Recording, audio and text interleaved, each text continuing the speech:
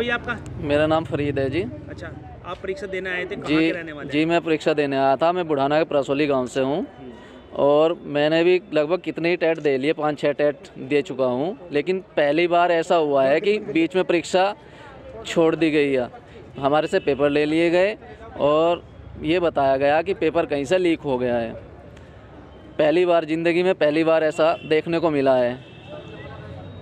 और कहना चाहोगे आप इस तरह से पेपर का लीक होना, बच्चों को बीच में वापस कर देना? देखो, कहीं ना कहीं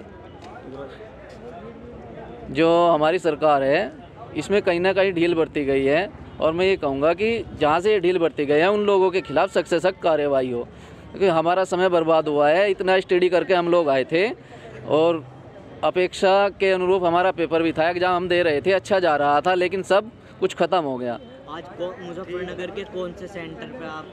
डीएवी इंटर कॉलेज के सेंटर पे हैं हम, मुजफ्फरनगर में, जो आर्य समाज रोड पे है।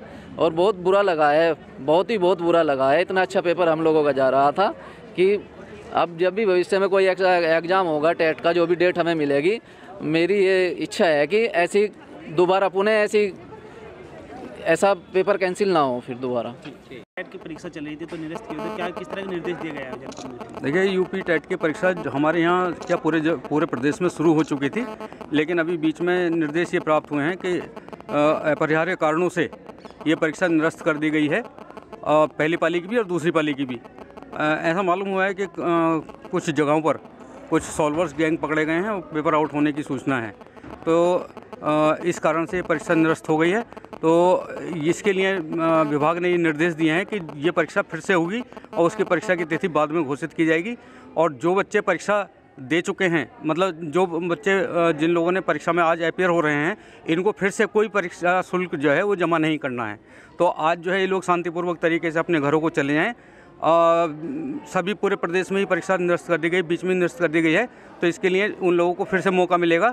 इसके लिए बच्चे परेशान ना हो, शांतिपूर्वक अपने घरों को चले जाएं। सर, जनपद मुजफ्फरनगर कितने बच्चे थे और कितने कॉलेज लगाए? इस पाली में प्रथम पाली में हमारे जनपद में 21 सेंटर्स पे 11,074 बच्चे थे, है ना। तो अभी क्योंकि एब्सेंटी नहीं आ पाई थी तो ये नहीं मालूम पड़ा है कि कितने फाइनली उपस्थित हैं, लेकिन यह है कि जितने भी उपस्थित हैं वो सब परीक्षा क्योंकि निरस्त हो गई है, इस कारण से इसको जो है क्या नाम बीच में रोकना पड़ रहा है।